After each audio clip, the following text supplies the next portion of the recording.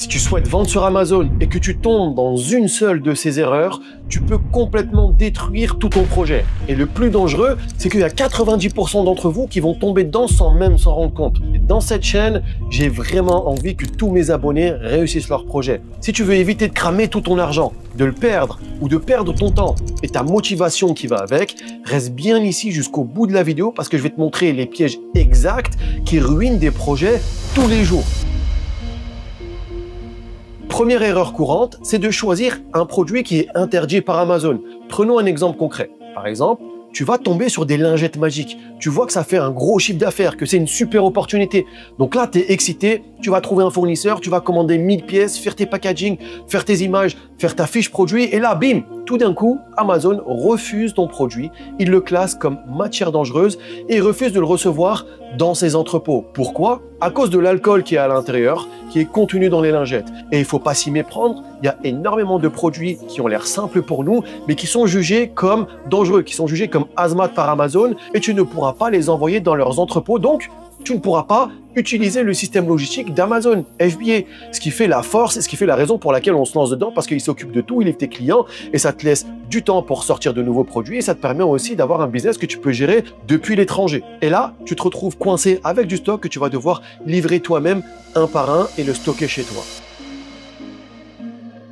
Deuxième erreur courante, c'est d'ignorer les tendances et les effets de mode sur les produits. Par exemple, les overboards quand c'était à la mode, les pop-it, les déguisements de Squid Game par exemple, ou les déguisements quand il y a un film qui sort comme Mercredi, La Reine des Neiges, etc. Ou les masques par exemple, les masques de protection durant la pandémie. Et bien quand tu vois ce genre de produit-là, ça fait vraiment tourner la tête quand tu vois ces chiffres, ils font vraiment des gros chiffres, les produits tendance font des super gros chiffres. Et à ce moment-là, si tu perds la tête, si tu ne gardes pas la tête sur les épaules, tu vas te lancer dedans et perdre tout ton investissement de départ parce que généralement, quand tu remarques une tendance, c'est qu'il est déjà trop tard. Et résultat, tu vas te retrouver avec la tendance qui chute, beaucoup de concurrents qui se sont lancés au même moment et guerre des prix. Tout le monde va baisser ses prix parce que plus personne veut les acheter et tu vas te retrouver avec du stock invendable et que même si tu baisses tes prix, tu ne pourras pas les vendre. Donc avant de t'investir dans un produit, vérifie toujours si ton produit n'est pas lié à une tendance. Va sur Google,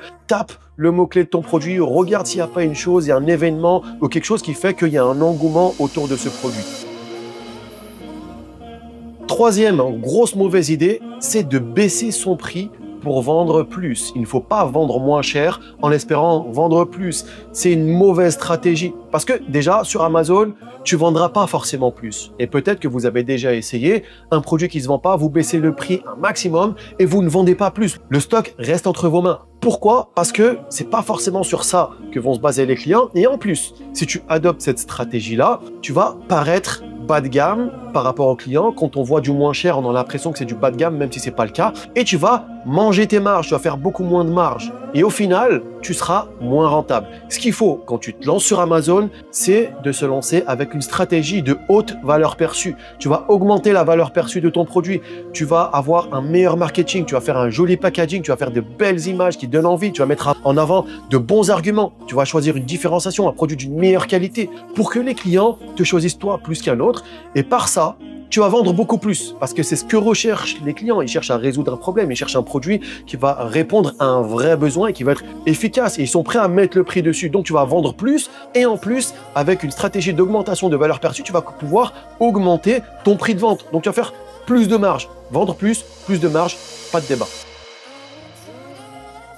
Une autre erreur courante, c'est de copier un produit sans ajouter de valeur, de pénétrer une niche sans apporter une différenciation. N'oublie pas, les acheteurs sont des humains comme toi et moi. C'est pas des robots, c'est pas une formule que tu fais et puis ensuite ça se vend. Non, ils ont un cerveau et ils vont prendre des décisions. Donc, ils vont comparer. Si tu proposes la même chose que les concurrents, ils n'ont aucune raison de t'acheter chez toi. Il faut leur donner envie d'acheter chez toi plus qu'un autre. Il faut que tu te poses la question, il faut que tu te mettes dans leur peau. Donc, ce que tu vas faire, c'est que déjà, dans un premier temps, il te faut une meilleure image principale que les autres pour que les gens cliquent plus sur ton annonce que sur une autre.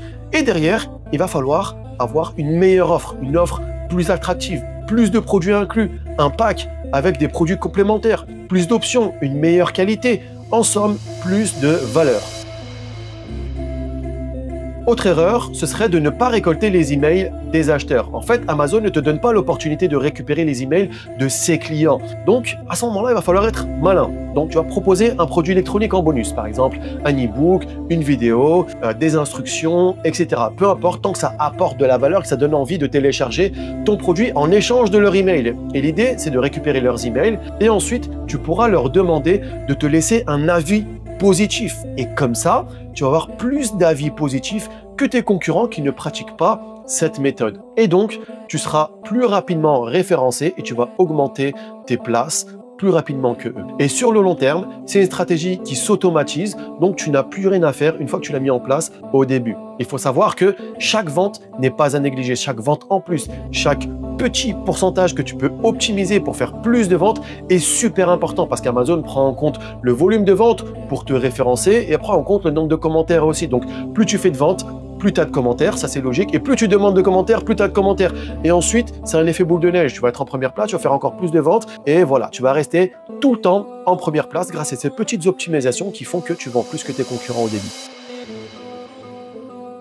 Une autre erreur super importante, c'est d'ignorer les avis de tes concurrents, d'ignorer les commentaires des clients qu'ils ont mis sur les fiches produits de tes concurrents. C'est là la clé, c'est l'une des clés les plus importantes. Il y a trop de vendeurs qui mettent en avant, par exemple, sur leurs produits, des caractéristiques techniques, qui communiquent avec leurs clients d'une certaine façon, alors que les clients, ils s'en foutent complètement de tout ce que tu dis, de tout ce que tu leur montres et de tout ce que tu mets en avant. Si ça se trouve, ils cherchent pas ça du tout. Donc si tu veux vraiment cibler ton client, si tu veux vraiment taper dans son cœur et lui donner les arguments qu'il veut entendre et convertir un maximum de visiteurs en clients, pour ça, tu vas devoir analyser tous les commentaires de tes clients. Commentaires positifs, commentaires négatifs, recommandations, où ils l'utilisent, pourquoi ils l'utilisent, qui est ton client, homme, femme, enfant, quelle est la solution qu'ils veulent résoudre, quelle est leur douleur, quel est leur besoin. Et derrière, tu vas adapter ta communication pour les cibler au cœur. C'est ça la bonne stratégie.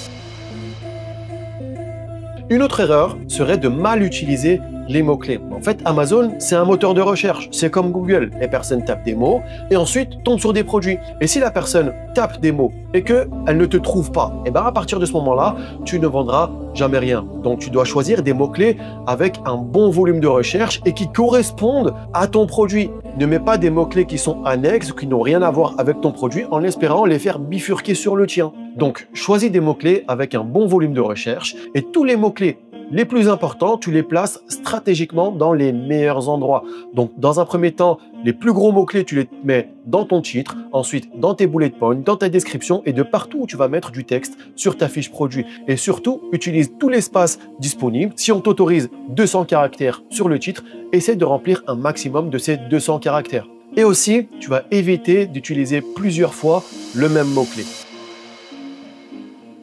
Autre erreur, c'est de ne pas utiliser tous les espaces de communication qui sont à ta disposition. Si par exemple, tu mets une image principale avec 6 images dans ta fiche produit, ce qui est classique, eh ben, tu vas te tirer une balle dans le pied. Comme on l'a dit, chaque vente complémentaire est super importante pour ton référencement. Il faut aussi pouvoir ajouter une vidéo par exemple. Les vidéos, ça convertit beaucoup et c'est beaucoup regardé par les utilisateurs. En plus de ça, tu vas pouvoir aussi ajouter des images de contenu de marque améliorée. Donc, c'est des images qui apparaissent en plus de tes images de ta fiche produit quand tu vas venir défiler où tu peux communiquer beaucoup plus. Et ça augmente ton taux de conversion, ça augmente tes ventes, ton référencement, ton nombre de commentaires et c'est l'effet boule de neige comme on l'a dit.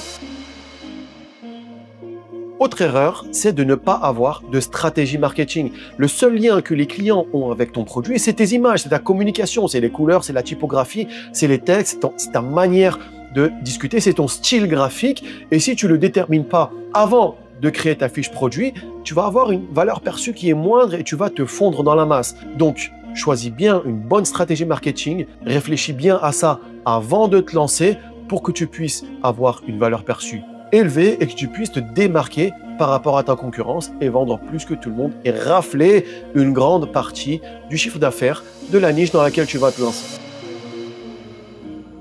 Une autre erreur que je vois beaucoup trop souvent et qui est la cause de la chute de beaucoup de vendeurs débutants sur Amazon, c'est de ne pas driver ton prestataire d'image pour la création de tes images, justement. Donc là, tu es là, tu t'es donné à fond pour avoir un bon produit, trouver un fournisseur, créer une fiche, tout bien. Et au bout d'un moment, tu vas devoir faire tes images.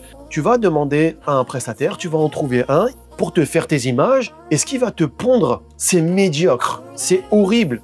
Tu peux rien vendre avec ça. Tu vas lancer ton produit, tu vas te rendre compte que tu fais pas de vente. Tu vas dire, OK, mais qu'est-ce qui se passe? Amazon, ça fonctionne pas, je fais pas de vente, le produit est bon, tout est bon, mais ça marche pas en fait. Eh bien, le problème vient de tes images. Tu n'as pas su le déléguer correctement à ton prestataire.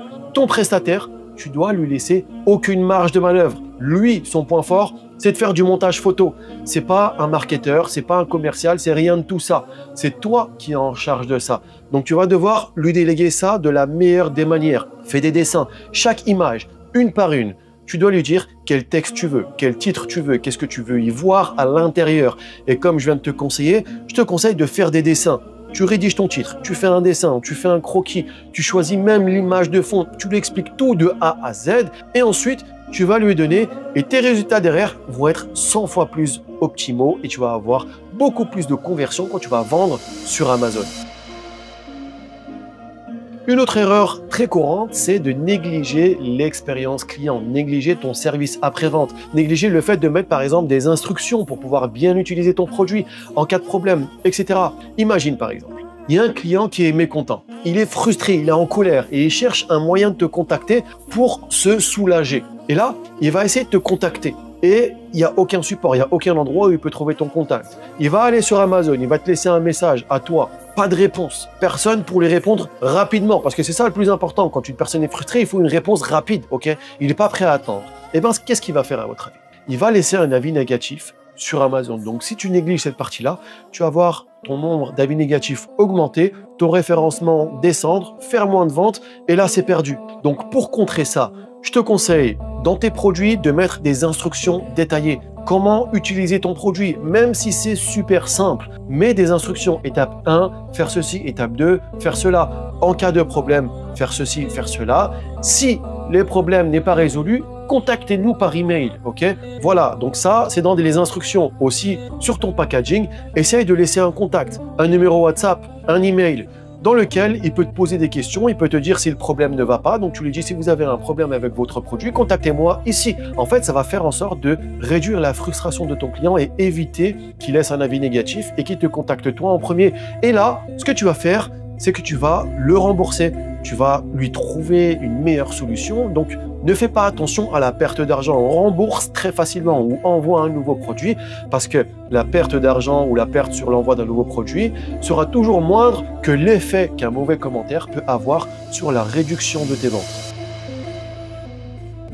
Une autre erreur aussi qui peut être vraiment fatale, c'est de négliger les alertes Amazon sur ton seller central. Donc, c'est sur ton interface vendeur Amazon. Donc, généralement, des fois, tu vas recevoir des alertes sur ton compte. Il faut mettre à jour les informations de paiement où il y a certaines exigences à respecter. Et si tu n'y prêtes pas attention, si tu ne réponds pas à ces demandes de manière rapide, tu risques d'avoir ton compte suspendu ou bloqué. Et là, fin de carrière. Donc, fais très attention à chaque fois que tu reçois une notification sur Amazon ou un message en rouge qui s'affiche, une alerte, d'y répondre et de leur donner tout ce dont ils ont besoin. Même si c'est refusé, fais appel au service, fais appel à qui tu veux, remue ciel et terre, mais enlève-moi cette alerte si tu veux pas que ton compte se bloque et que ta carrière s'arrête à ce moment-là. Si tu as aimé cette vidéo, je te conseille vraiment de t'abonner, ça nous motive à aller plus loin, ça nous motive à continuer à faire des vidéos comme ça qui vont t'aider à toi. Donc c'est gratuit et en plus, tu en as du bénéfice. Et si tu veux aller plus loin dans la vente sur Amazon et que tu veux te professionnaliser et d'avoir une stratégie étape par étape que tu as simplement à suivre, clic après clic, je te conseille de récupérer ce livre, il est gratuit. Tu vas avoir dedans toutes les étapes à mettre en place avec tous les conseils vraiment avancés, tout ce qu'il ne faut pas que tu loupes. Tu as aussi ici là une to-do list, tu as simplement à cocher pour vraiment faire les choses les unes à la suite des autres. Et aussi, tu vas avoir une formation vidéo gratuite en plus de ce livre, ça se passe dans la description. Tu vas récupérer ça de manière totalement gratuite et nous, on se voit dans une prochaine vidéo. Je te conseille de voir cette vidéo si tu veux aller plus loin.